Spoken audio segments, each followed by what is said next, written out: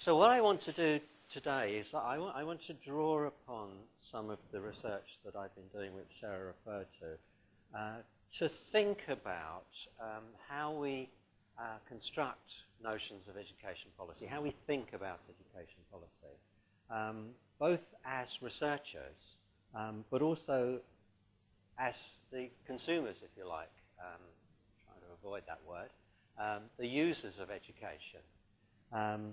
So I'm going to try and touch upon what I call these 7 fallacies, although given that there are 7 of them, I'm not going to be able to deal with all of them in as much detail. So the fallacies, very quickly, are the notion that, that education policy is about what happens within nation states. Secondly, and I'm going to address this in a kind of paradoxical way, the idea that policy is political. And I'm going to argue that yes it is and no it isn't, both at the same time. I also want to address the issue that schools matter and that schools are actually important and how schools are positioned within education policy. I also touch upon the idea that policy is evidence-based, that policy is made up of good ideas. Indeed, I won't be able to talk about this very much, although again I shall touch on it.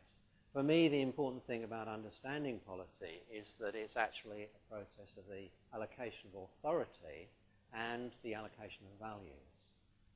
But in a way, that's a different lecture. I also want to question the assertion that policy is actually done by experts who know what they're talking about. And finally, putting all that together, the idea that the policy making, the policy process is rational. But I'm going to address mainly the ones that are asterisk. The idea of the nation state, that policy is political, schools matter, and that policy is done by experts. And I think these things are important. I think they're particularly important at the moment in that we're thinking into next year and the general election. And education is clearly going to be one of the issues that is going to be bandied about and contested between different political parties. And I think it's important for us as citizens to think about the frames and assumptions within which that political debate takes place. And in some ways, what I want to do is to question some of that framing and assumptions and make you, or try to make you, think differently about education policy. So I think these things are important to parents and to voters, but they're also important to teachers and other kinds of educational workers, in as much as they are at the sharp end of policy in many respects, that they are given the responsibility, and responsibility is a very important notion currently in education policy, they're given the responsibility of implementing or enacting decisions which increasingly are made elsewhere in a whole range of places, many of which do not have teachers represented. And also to students who are the recipients of policy in another sense.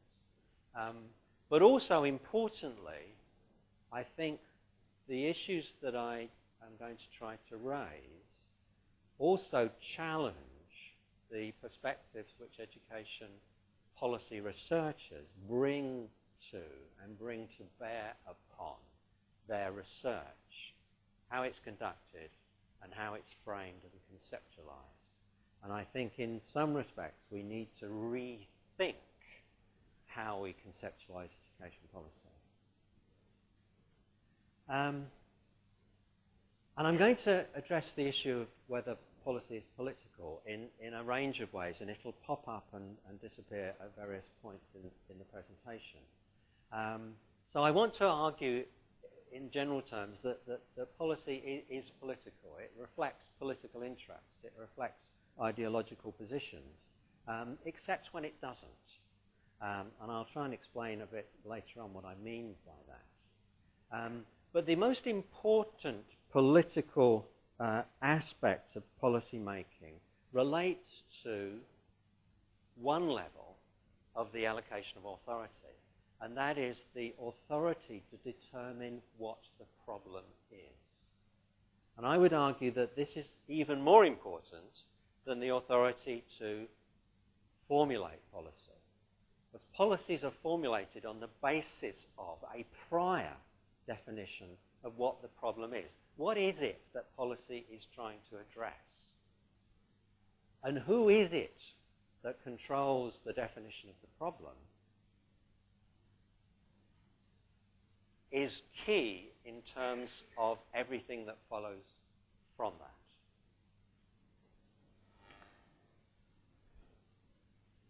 And being able to determine what the problem is, which policy must then address, is very much a matter of positioning within arenas of politics and policy making. So who is it who is able to voice their view of what the problem is? And again, that's something that I will return to at various points. But we can see this happening in a whole variety of ways. One of the most decisive moments in relation to the current government was the publication of the 2010 Education White Paper, which came very quickly after the formation of the coalition government. And this comes from the foreword, which was jointly written by David Cameron and Nick Clegg. And as they say, so much of the education debate in this country is backward. Have standards fallen? Have exams got easier? These debates will continue. Even in the first line, we have a clear definition of really what the important issues in education are. It's about standards and it's about examinations. That's what is the issue. That's what the problem is. So even in the first line of the first statement of the first document, which the current government published, we have a clear expression of what the problem is. What really matters, and there's nothing else matters, what really matters, other things don't really matter, what really matters is how we're doing compared with international competitors. I find that a fascinating view of education. What really matters is how we compare with international competitors.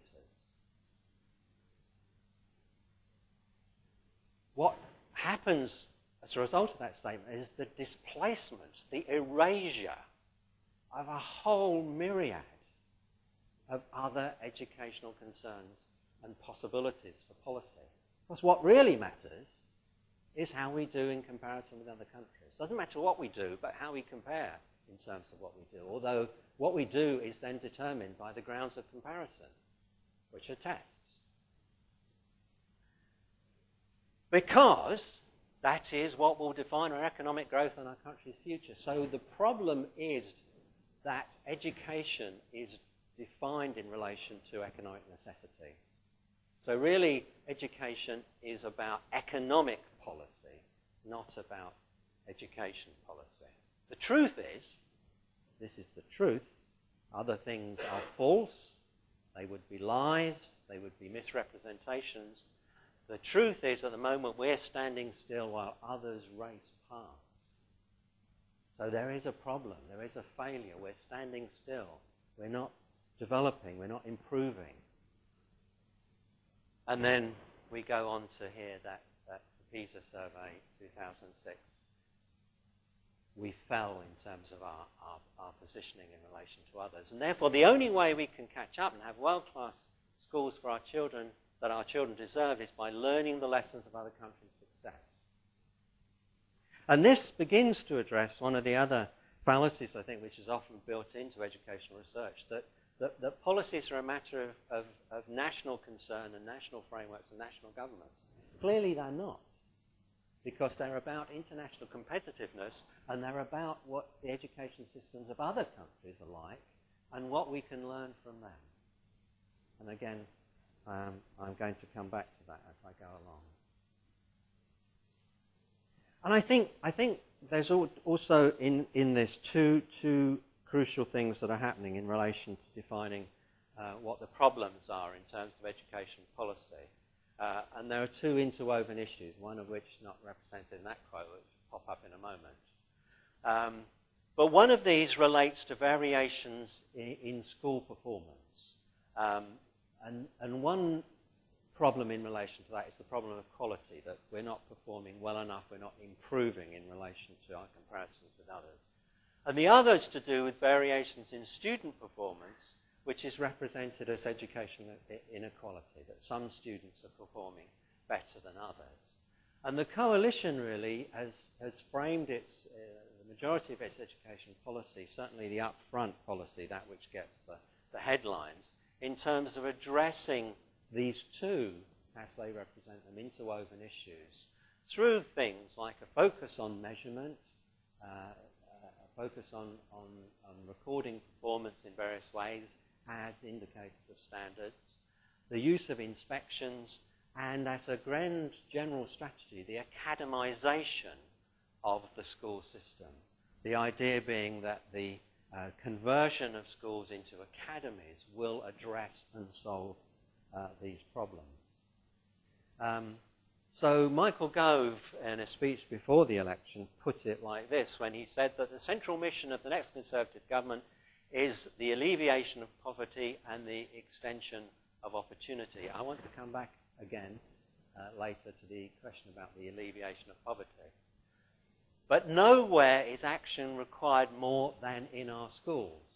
And I also want to come back to that. Nowhere is action more required than in our schools. Schools should be the engines of social mobility.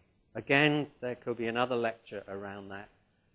I would want to argue, and I think almost all economists would argue, and sociologists, that education does not generate social mobility, that social mobility is produced by the labour market in terms of the spare capacity labour market positions, which can be filled by those who may have educational qualifications. But in this case, education is positioned as a generator of social mobility. They should enable children to overcome disadvantage and deprivation so they can fulfill their innate talents and take control of their own destiny. And in that sense, we also get some glimpse of the kind of neoliberal, entrepreneurial, striving, competitive subject which is embedded in much of this policy discourse. So this provides then the basis for much of what has happened in relation to coalition policy, and in particular the focus on the school as the nub of the problem. What we have to do in education policy is address the problem of schools, improve schools, make schools better, and that will then solve the more general problems about the relationship between education and the economy, our economic competitiveness, and inequalities in terms of educational outcomes. So the argument is that schools matter. I want to make the opposite argument. I want to suggest that schools are not as important as all that in relation to these issues. I don't want to argue that schools are unimportant.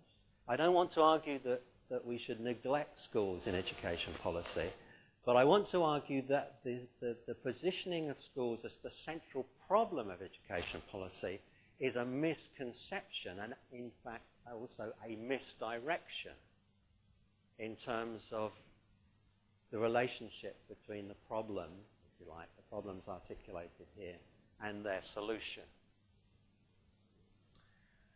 In other words, I want to argue that that policy is looking in the wrong place. That if you want to address these issues, particularly issues of inequality, but also issues in some respects at least related to performance, then schools are the wrong place to look.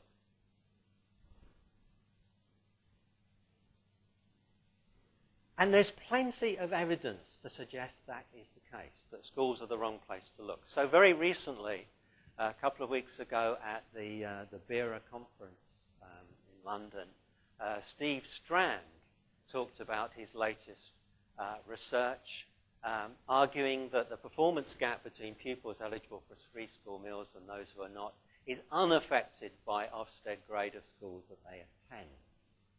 That the quality of schools, as judged by inspectors, is not related to differences in performance that are independent of the intake of those schools. And he concludes that the accountability mechanisms, such as performance league tables, offset inspections, fail to adequately take account of factors associated with pupil background or the socio-economic makeup of the school. And in relation to that, he argued for the reinstatement of contextual value added as an indicator of school performance. Those of you who remember, the Labour government did create a value added index measure for schools, and that was then abolished by Michael Gove fairly early on into his period as Secretary of State for Education. And that in itself is symbolic in the sense of making the statement that anything that happens outside the school is unimportant. What is important in terms of policy is what happens inside the school. But even under New Labour, they invented this index. It was published alongside other indicators, but really was never used. And I always remember when Ed Balls, at one point, I think 2008, published a list of what were labelled the 300 least performing, or worst performing schools in the country. And it included a school in Liverpool which had the highest value-added index of any school in the country, and was an interesting indicator of the devaluation or the neglect of that as a sensible indicator. It also included 16 academies at the time. There weren't that many. And Ed Balls was very embarrassed, if you remember, by the fact that none of his civil servants told him that 16 academies would appear in this list of 300 schools.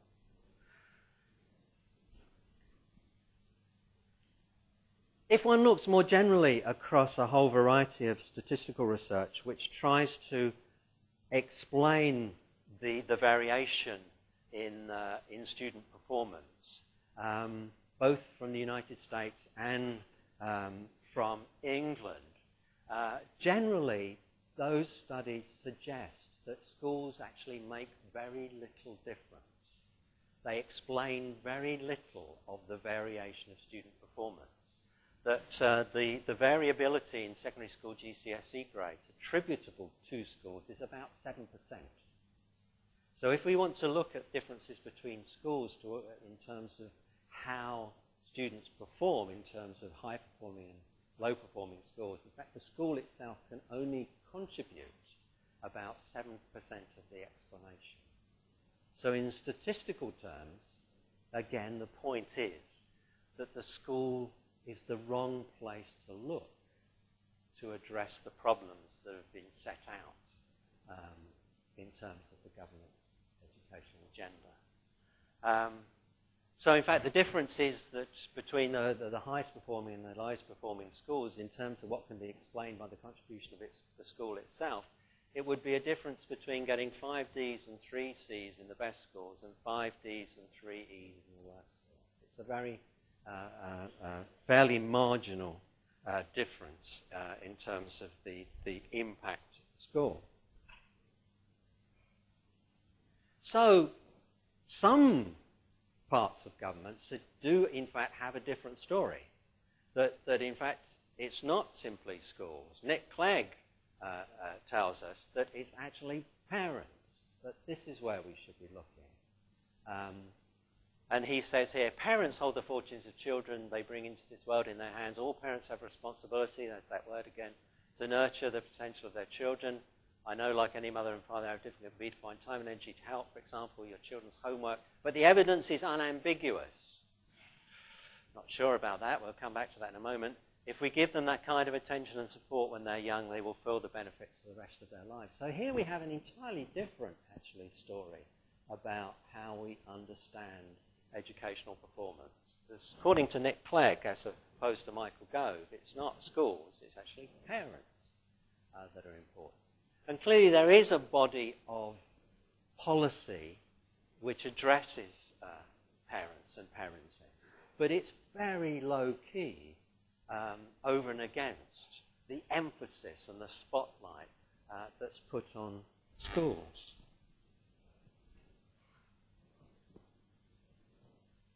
But in fact, if we look again at some research evidence, this is one of my colleagues, Alice Sullivan, a recent study. She also makes the point, slightly differently, but parallel to the point Steve Strand is making, that social class is important. It's very important in explaining the difference between students in terms of their school performance. But parenting is not.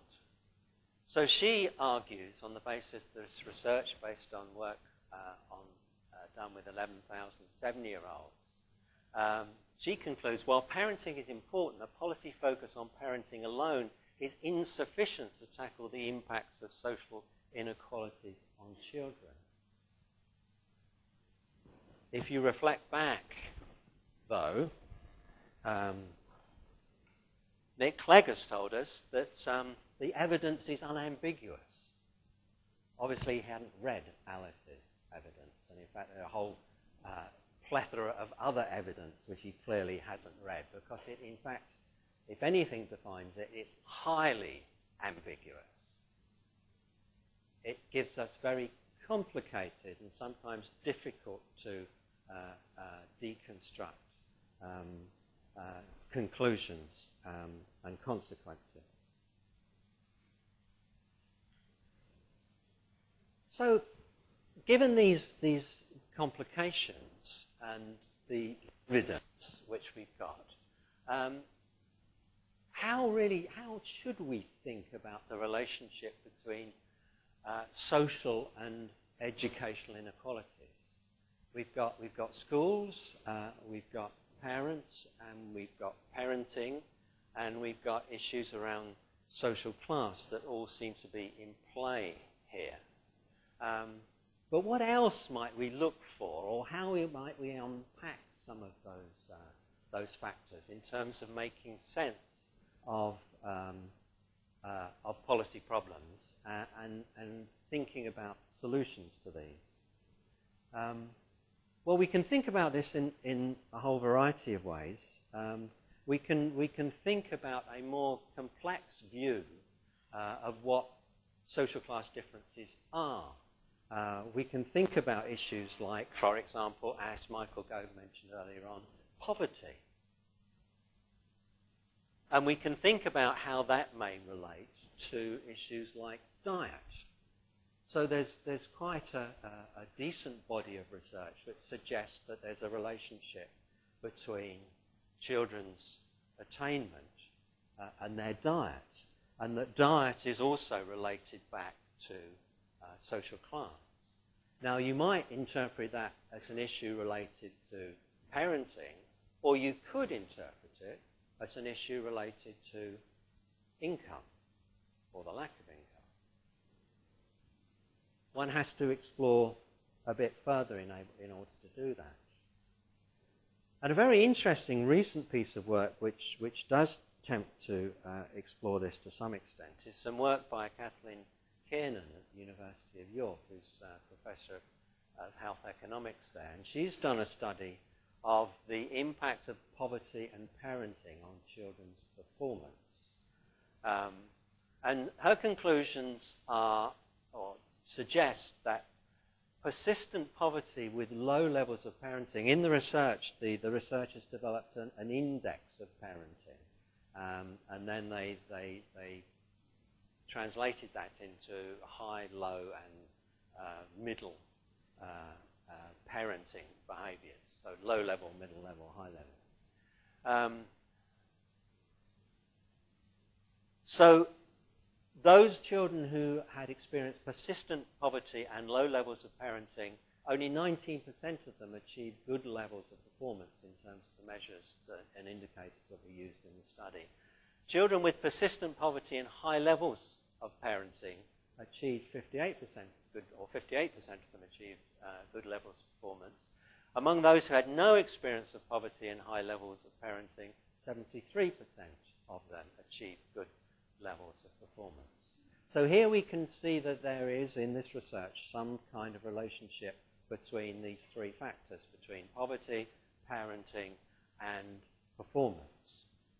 And she goes on to argue that, or suggests from the analysis, that a decompositional analysis of their data suggests that about 50% of the effects of poverty might be accounted for by parenting quality. In other words, the quality of parenting and poverty contribute about half of the explanation in each case. What we don't understand from the research, which is not really properly addressed in the accounts of the research that I've read, is the relationship between poverty and parenting. That is to say, how poverty actually affects and creates constraints on the possibilities of parenting.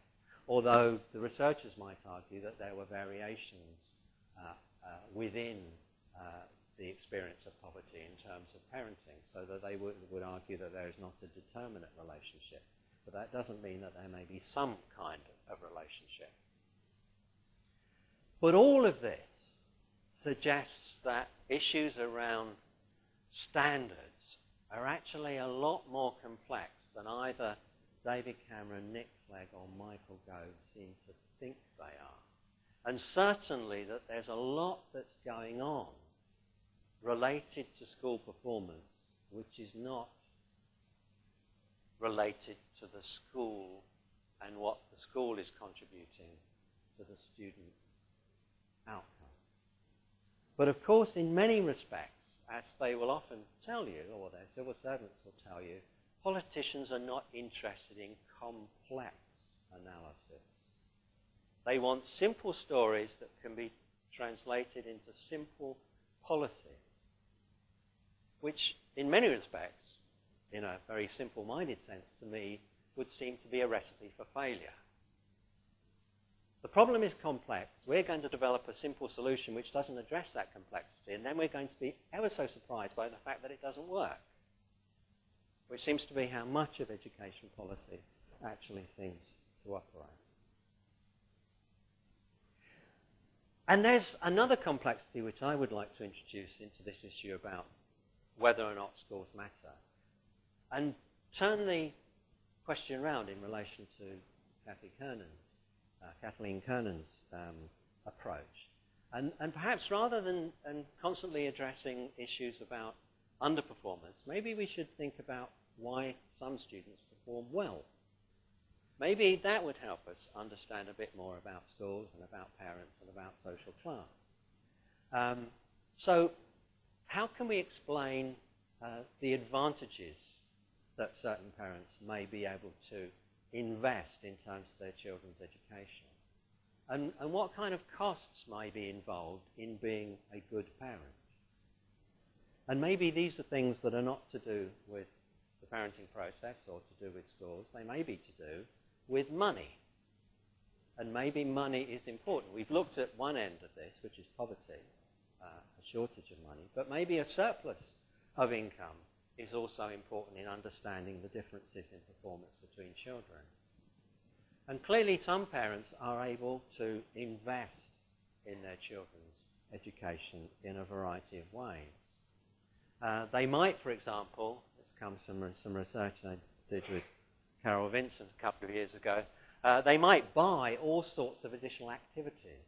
And the activities market in education is now flourishing. They're everywhere. You can do all sorts of things with your children. Well, in fact, you don't do it. You pay somebody else to do it with your children. They can go to music. They can go to gym. They can go to ballet. They can learn a foreign language. They can take part in various sports. They can learn to act and develop their confidence in a variety of ways. So Jessica says about her daughter, she's going to ballet soon. They do extra lessons at the nursery if you want them. Does an hour a week of drama, an hour a week of music. We take them out at the weekends. And then I think we should think about a musical instrument. Oh, God, she says, the violin. And if any of you know the work of Pierre Bourdieu, the French sociologist, and some of his work looks at issues around the term he coined of cultural capital. And he looks at the playing of musical instruments and the hierarchy of instruments. And the most high-value cultural capital musical instrument is the violin, followed by the piano. And you get other examples. You get swimming and various other activities, and there are a myriad of these which you can pay for your child to go to. You can also buy them materials, and they can work at home on the computer. They can do accelerated learning. You can accelerate their learning. You can buy software. You can buy books and materials of various kinds. If they have any kind of learning difficulties, you might want to send them to one of the 350 Kit McGrath storefront education centres. And these, if your child isn't learning as you would hope, they identify the problem, tailor a program for your child, and offer a form of ongoing support, which you pay for. Or you might send them to one of the 400 Kuman centres across the country, who will help them in particular areas. And who would not want to have a child who can acquire basic skills in maths and English, build lasting confidence and self-belief, develop excellent concentration skills and study habits, understand how to achieve success through perseverance, and challenge themselves through advanced study? So you can buy all of those things for your child. If you have a large Sainsbury's near you, you can send them to an Explore Learning Centre. Is there one in the Brighton Sainsbury's? One of them? I need to look it up in my Explore Learning brochure. Brighton, no. Oh no, it's inside the M25. South East England. You haven't got one. It's an educationally deprived area. There are over 50 of these around the country now in large Sainsbury's stores. You can send your child to Crawley. There's one in Crawley. I guess that might be the nearest. They charge currently £89 a month. You get 4 sessions. The notion is you go shopping, you take your child, you drop them off in the Explore Centre. They do an hour's work on maths and English with a tutor who's usually a very young computer technician. But it's all done through software on computers in the store. So you can buy that. If you're not a very good parent, then you can actually buy in support that will help you parent better. And there are a whole set of these parenting companies now who will help you do parenting better, and therefore invest further in your child. Not this one, but another one, which is actually very close to where I live, in fact offers a tutorial for £215. They will do a 1-hour telephone tutorial with you. So while you're at work, if you can't get away from your desk, you can have a one-to-one parenting tutorial that will help you to be a better parent, although given you're at work, it's a bit problematic, I suppose. And then, of course, the big solution, the growing solution, is get a tutor. If you want your child to do better, then get a tutor. And the tutoring industry is a global growth sector. It's exploded since the year 2000 in countries around the world, including the UK. There are now tens of thousands of tutors operating in this country, and millions of tutors operating around the world, across North America, Latin America, Europe, Southeast Asia. Tutoring is now big business. There are lots of local individual practitioners, but also now these much larger organisations like Homeschool Tutoring UK. And if they're not being tutored, going to activities, extra lessons, learning the violin or whatever, they can always do edutainment. And you can get them to send them to places like Eddie Katz, where they can play and learn at the same time, and they will be out from under your feet. Of course, you have to pay. And later on, they may want to go to university, and you may want to get them into Oxford or Cambridge or Russell Group University, and they may need some help for that. So you can buy them one-to-one career coaching. You can get somebody to draft their personal statement. You can have training for them to prepare them for their Oxbridge interview. So you can buy all of that for your child as well. So what I would want to suggest is there's another very good reason for looking outside of schools to explain differences in terms of educational performance. That increasingly, increasing amounts of work is actually done outside of school, in and around the home, through these different sorts of activities. And the problem in some ways is that often this is translated into reading the child as being a high ability child, whatever that may mean, rather than having any sense that the child has an enormous support group of tutors and people who are providing kind of inputs into their learning, which is making them up as a particular kind of learner, who is then misrecognized in the school. Also, the complexity of this as a field of activity is very demanding, and it requires from parents, in the first instance, it requires money to be able to pay for it, and secondly, it requires all sorts of navigational and strategic skills, which also applies to issues around schooling and which school they will go to.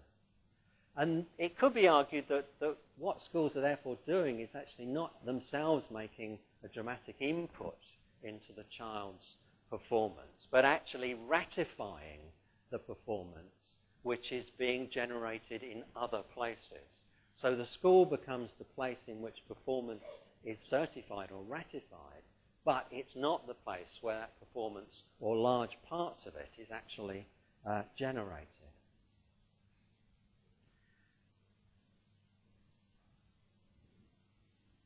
So again, schools may come to see the child as an individual talent, but in fact, very often, they're made up of a bundle of inputs and supports, and they're the outcome, the product of those various outcomes and supports. So not only is it a matter of misrecognizing their performance, it's actually also a matter of misrecognizing them as learners and the sort of learners that they might be, seeing them as individual students who are competing against other individuals, rather than the product of this composite of inputs and the support group which actually generates their learning. And I think what all of this suggests as a subtext is that it may be asserted that policy is evidence-based, but a lot of the time it's clearly not.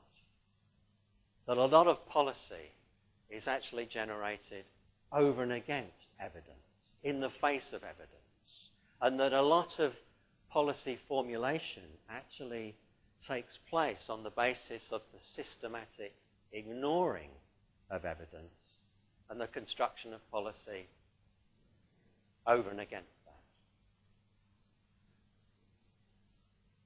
So in one sense, the whole point about the role of the school within policy would not seem to have a firm, indeed even a tenuous, basis in evidence.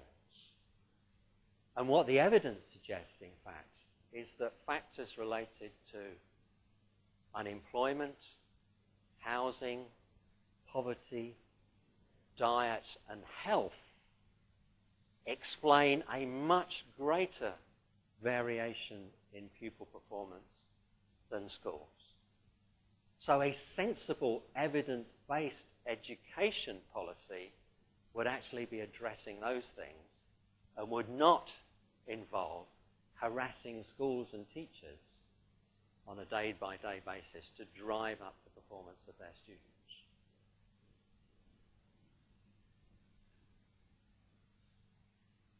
And just one final example about the close-knit relationship between policy and evidence. You may have noticed that last month our new Secretary of State announced that she was thinking of requiring schools to introduce ability grouping.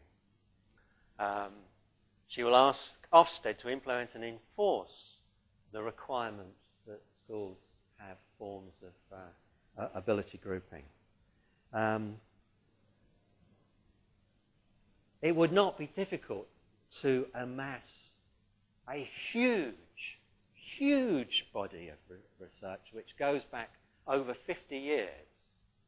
The vast majority, the overwhelming majority of which would suggest that this is a very, very, very, very bad idea. Not just a silly idea, or a very silly idea, a very, very, very, very silly idea with all sorts of negative consequences.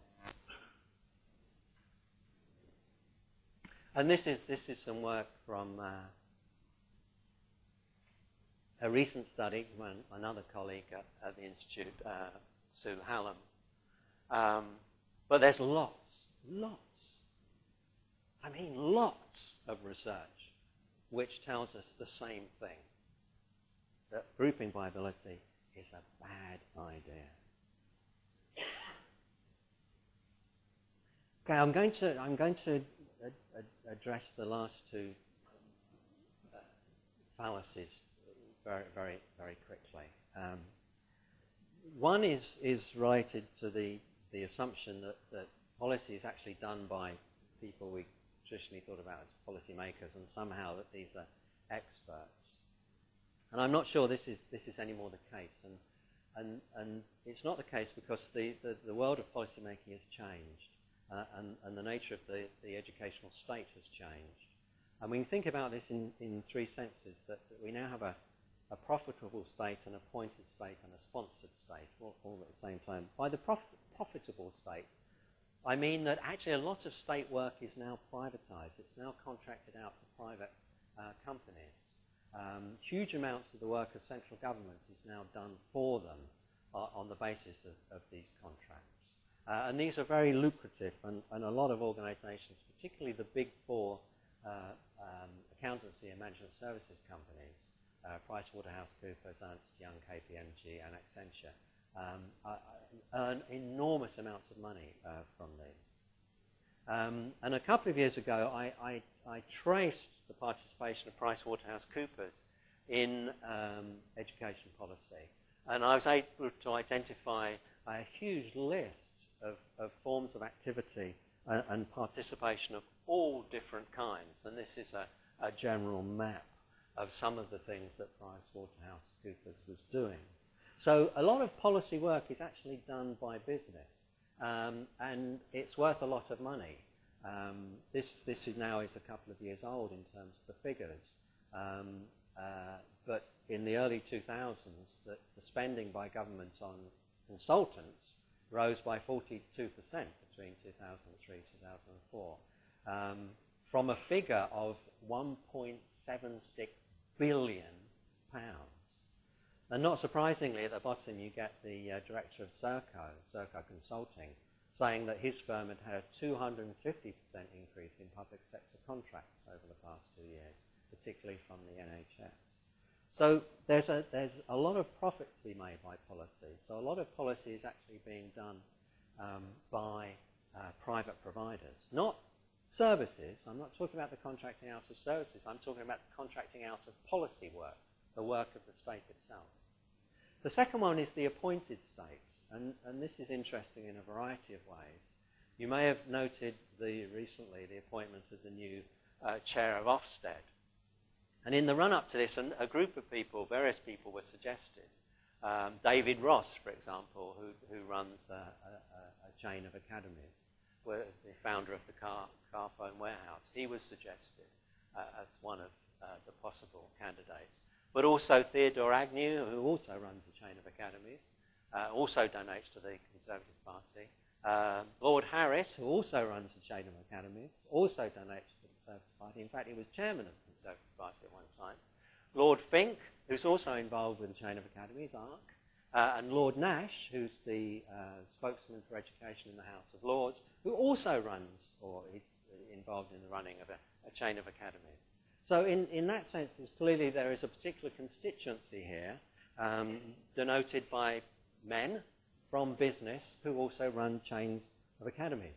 In fact, even more interestingly, the person who appointed David Hoare is a businessman by background. In fact, his particular background, his particular expertise is rescuing failing businesses. So this makes a lot of sense. If you have a failing education system, then you get somebody who knows about this from business, and you get them to save the education system from its failure, using the expertise and sensibilities that he's developed within business. Initially, he was recruited, and obviously there's a degree of paradox here, to work with AET, which was a failing academy chain. Despite his association with a failing academy chain, he was then appointed as chair of Ofsted. And the third area is the sponsored state. And in a sense, these overlap because all of the potential candidates that I mentioned for the chair of Ofsted were all sponsors. They'd all been involved in sponsoring academies, either through personal contributions or through, in the early days of academies, financial contributions. And new philanthropy now is an increasingly important part of education policy and policy making. These actors are clearly very close to the centre of policy making, and I've done a lot of research on new philanthropy, and again could talk about that at great length. But what is happening here in part is that people with lots of money are now able to translate their prejudices into policy statements. So people like Paul Marshall is one of the founders of ARC. He's an investment financier, founded an investment house called Marshall Wace, with his colleague Paul Wace. He was involved in the founding of ARC. He was also involved in, belongs to the Liberal Party, Liberal Democrats, and wrote one of their key pre-election documents prior to the 2010 election. And he has a very clear sense of what's wrong with the education system. It's a total disgrace. British system is a little misguided there. We don't actually have a British education system. We have one made up of Ireland, Scotland, Wales, and England, but never so. The whole thing, whatever it is, it's a disgrace. Whatever that means, it's terrible, and we need to fix it. And it's people like him. He would suggest you can do it, and it's based upon a particular view of the role of schools. And he's enabled to speak to, this goes back to the point I started with, the problem, or defining the problem of education, because he's in a position to be able to articulate those views in relation to, in a relation with key policy actors. And there are two things going on here, in effect. One is there's a move embedded in this from public morality to private morality, the possibility that private actors are able to articulate and enact their moral positions through education policy. But alongside that, as well as having particular views about education and the role of education, they also have views about how the system should be run, which is based upon their particular expertise, which is almost overwhelmingly business. So it's also the deployment of technocratic solutions, things to do with leadership, things to do with the use of performance management systems, things to do with the way in which schools are run and organized and in chains, for example. Or beyond that, as Bill Gates would argue, bringing the market to bear and the profit motive to bear to create incentives and disciplines within the education system, what he calls creative capitalism. And what Bill Gates thinks and says is of enormous importance. In the United States, in a survey done in 2000 and early 2013, he was named as the most influential individual actor in American education policy. Nobody elected him, he has no mandate, but his view of policy and of school organisation carries enormous weight. And in fact, the Bill and Melinda Gates Foundation have transformed, with others of a similar ilk, the education systems of cities like New York, Los Angeles, Memphis, and New Orleans. So these people are important and influential. The last thing I was going to talk about is this issue, going back to this issue of the nation state, and I clearly don't have time to do that properly. Really what I want to do, again coming back to the point made right at the beginning about comparison and learning from other settings, is that really if we want to think about, particularly as researchers, about education policy, we can't think within the framework, the envelope of the nation state anymore. We have to think about education policy on a global basis. And you can generate enormous examples. I mean, the range of examples. The white paper itself and its reference to PISA and the role of PISA. The use of Shanghai and Singapore and Poland as models that we should emulate. The deployment of 40 maths teachers from Shanghai to come and teach English maths teachers how to teach maths better recently, based upon the performance of Shanghai in PISA, without any real interrogation of quite how Shanghai managed to get such a high level of scores in the PISA test. And there are stories behind that. The borrowing of the idea of free schools from Sweden, except when it didn't seem like a good idea anymore because the free schools in Sweden weren't performing all that well. But at one point, Michael Gove was very fond of that. The impact of American charter schools on the academy system, and then the export of academies to other countries. ARC now working to establish academy-like schools in Africa and India. EIS, which is a Swedish private education company which has a contract, £21 million contract, to run a free school in Suffolk. John Bauer in Sweden, interestingly, was the largest free school company in Sweden. In 2013 announced that it was withdrawing from the free school market because it was not making the money it hoped. It was at that point owned by a Danish private equity company called Axel. So you had a Danish private equity company that was making decisions that had enormous consequences for the Swedish education system. So in all sorts of complex ways, the education system now has to be understood and explained on a global basis.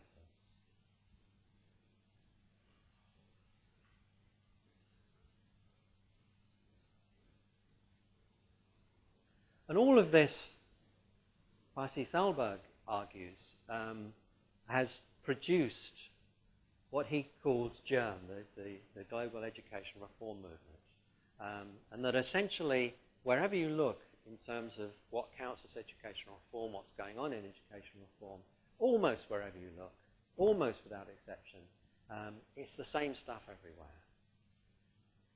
And it's basically three modalities of change. There's choice, there's markets, and there's testing. So getting in new providers, giving parents more choice between schools, and then testing those providers and comparing them and using those tests to drive the system. And you can find that happening in Southeast Asia, in Latin America, in Europe, North America, and certainly in England. And the final thing I want to say is to go back again to the points I made at the beginning, and the question about whether policy is political or not. And in some ways what I hope to have indicated, indirectly at least, is that policy is highly political. But in fact we can't explain policy in a rational way through, for example, the deployment of evidence. And we have to look at decisions like the Secretary of State's view that schools need to track or differentiate between students on the basis of ability, which has no basis in research. It's clearly an ideological decision, ideological statement. But on the other hand, starting from Nick Clegg and David Cameron's preface to the 2010 white paper, education is presented to us, and education policy is presented to us, not as a political issue, but a technocratic one.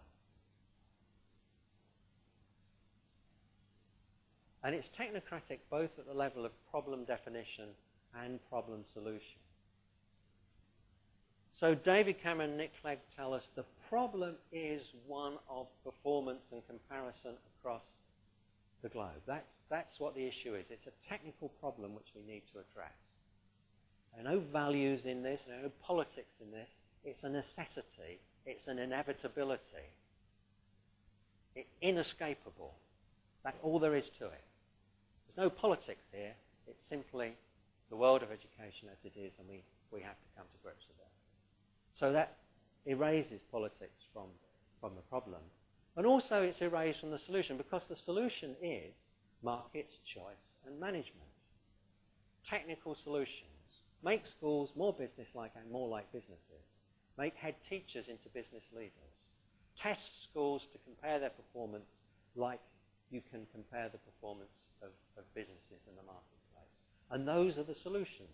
And again, they're not a matter of politics.